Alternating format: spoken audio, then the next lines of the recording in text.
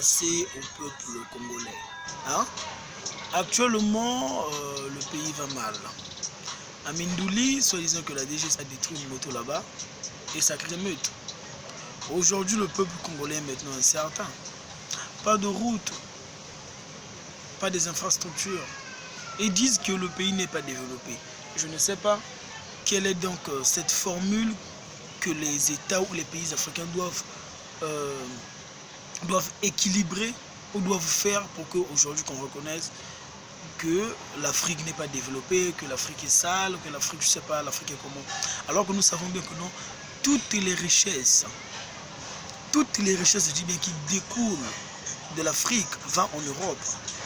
Ces infrastructures, le pétrole, les bois, je ne pense pas que la France n'a pas de forêt. Mais quand on vient ici au Congo et qu'on prend les bois qui se trouvent ici, on emmène ça en Europe et ces bois-là sont traités là-bas, transformés là-bas. Et dès que ce bois revient ici au Congo, on appelle ça bois de France. Comment ça, bois de France, alors que la France n'a pas de forêt? Alors que la France n'exploite même pas les forêts. Ils n'ont même pas de forêt. Mais aujourd'hui au Congo, au lieu d'acheter quelque chose que l'autre a fait ici au Congo, tu achètes quelque chose qui vient d'Europe, mais quelque chose qui a été dorénavant pris dans ton pays. Mais c'est absurde, c'est décevant de voir ce genre de comportement se produire dans notre pays. C'est décevant aujourd'hui de voir comment les jeunes souffrent pour avoir du travail. C'est décevant aujourd'hui de voir beaucoup de choses se réaliser dans ce pays. Et ça me fait de la peine de voir que ces jeunes aujourd'hui courent derrière des gens, courent derrière des grandes personnes pour dire que non, on a besoin de ceci, on n'a plus besoin de ça pour aller suivre des gens derrière. Le problème des Africains, c'est ça. Nous sommes tellement trop africains parce que nous voulons toujours nos intérêts.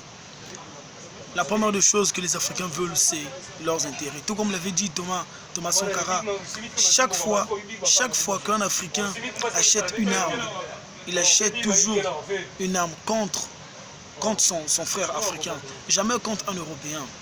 Lorsque les Européens manigancent des choses sur nous, qu'ils volent nos richesses, il n'y a aucun Africain qui revendique cela. Mais lorsqu'il y a des gens qui se lèvent, des voix comme de Kalala Omutunde, des gens comme de Thomas Sankara, ces gens-là sont des révolutionnaires qui ont révolutionné l'Afrique. Mais aujourd'hui, ces gens-là, ils ont été tués, non par les Blancs, mais par leurs propres frères africains. Mais c'est pas bien. Mais chaque fois un Africain veut sauver son propre frère africain, c'est ce même Africain qui est arrêté, c'est ce même Africain qui est assassiné, c'est ce même Africain qui est livré entre les mains des impérialistes. Mais aujourd'hui, vous dites que non, que l'Afrique est pauvre. Mais laissez-nous tranquilles rentrer chez vous. Le franc CFA, créé en Europe et donné aux Africains, donné aux pays de l'Afrique centrale. Ces pays de l'Afrique centrale qui sont sous la domination française à cause de cette monnaie.